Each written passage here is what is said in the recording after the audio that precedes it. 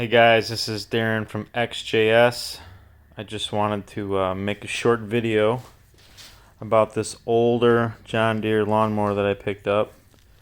It's a Sabre by John Deere, also by Scott's.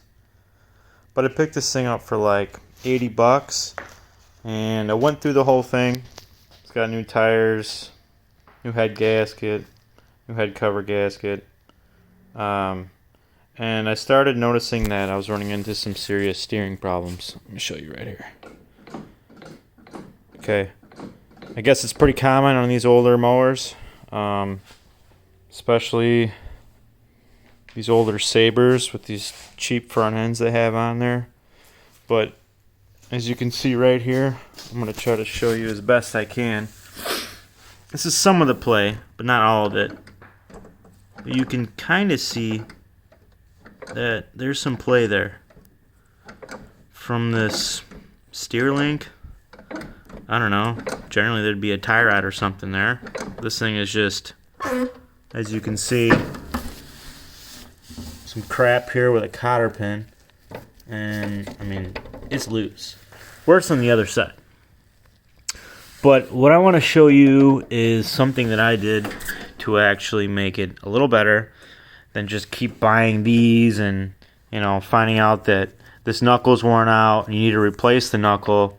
Come to find out when you go over to the other side, hey, you can't replace this knuckle because it's fucking welded. Stupid ass design. I don't really care much for it. If this ever wears out to the point where I need to replace it, I'm going to cut this off and make my own. But I just wanted to show you that you can fix the steering and upgrade it by doing a simple thing. Very simple. This is a spare steer tube that I took off another Scott's mower. Now I'm going to show you right here. Let me find this little end. This is the end that's generally, that goes right there. Okay, this is where all the slop is. This is all worn out completely.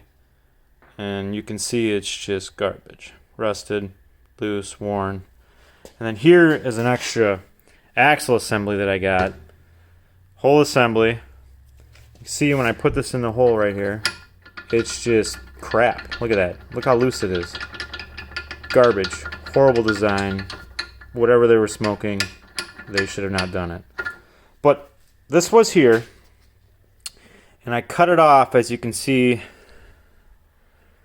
I don't know, about an inch and a half down from that little dimple. And I went over to the hardware store and I got myself one of these. I got it at Ace Hardware. You can see right here, ball joint assembly, 1/2 by 20. And I took my micrometer and I measured it out, and what do you know? It was the same as a 1/2 by 20 tap. So, right here, bought this at Ace Hardware too, 1/2 inch by 20 NF. So I just took my file, which I got right here, and I just filed over these little dimples. Just ran it over them until they're nice and smooth. Nothing crazy, just to take the high spots out of it and kind of keep it level. Got myself some emery cloth. I believe it's 80 grit. Yeah, 80 grit right there. It says in the box. Just cleaned it up a little bit. You know, go around it, make it nice and smooth and pretty. Nothing crazy. Also, when you cut this off, make sure you run the file over it so it's nice and smooth. Take the burrs off. Because when you're getting ready to take this tap here, it's 1/2 by 20. And for anybody who's never really used one of these, you pay attention to this tap. See how this end is a little more open and this end is not? Well, when you're going to make the threads, this is the end you're going to want to use right here. As you can see, this is where you're going to approach it with, and then you're going to cut into it. You can put a socket over it and use a ratchet and some PB Blaster or WD-40 or whatever lube you have. So a little bit of oil will work. But I had an oil pressure socket, sensor socket in my toolbox that just fit perfectly over that, as you can see. So I used that, and I tapped, well, you can see right here where this dimple is. I mean, I tapped a good portion up to here. And I'm going to do the same on this side. I'm going to tap that to about here. And then what I ended up doing was buying just a 1/2 by 20 nut. Not a locking nut, just a regular nut to make a jam nut. So as you can see right here, this is my jam nut. So this side is done. I have to go over here and do the other side. But at this point, I mean, at least there's some adjustability. You know, if the toe is off or nothing, the wheel is cocked one way, you can at least turn one of these in and straighten it out. You know, you have the option to adjust and fine-tune the steering if you had to. I also picked up a couple 1/2 by 20 washers too. What I'm going to do is put one here. Oops. Put one on here like this, and then put it in the knuckle. And then I bought a 1/2 by 20,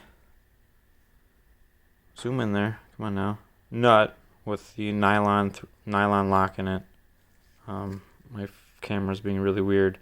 But that is what I'm going to put on this when I'm ready to tighten down. And once that's tightened down and pinched down there, there's going to be zero play there. And it's going to take half the slop out of the steering. I mean, the other half I still have to work on. I'm going to do the other steering linkage parts on here. I mean, we also got, if you look down here, it's kind of hard to see it. Maybe you can. Well, you can see it pretty well. This bar right here is the other part of it that's worn out. That goes to this right knuckle. So I'm going to take this off and take it off over there where it also has some crap slop in there. I'm going to put those nice little tie rod ends on there too. And that should take out a lot of this slop. I know some of these older tractors need the actual pinion, which is a steering shaft. Like this one right here, pinion, you cannot take it off. It is machined and is part of it, which is stupid because all you need to do is replace the gear. And a couple year newer models, you know, they made it so you can just slide a new gear on. So we're going to see what we can figure out here. I'm going to see if I can stick a newer steering shaft in here and make another video. One where you can actually take, you know, the pinion off of it, probably just buy a used shaft and buy a new pinion. But we're going to figure out what we can do here. This is what we do at XJS. We fix, modify, and make things better. I specialize in Jeeps. But today, we're working on a Sabre by John Deere. Thanks for watching my video.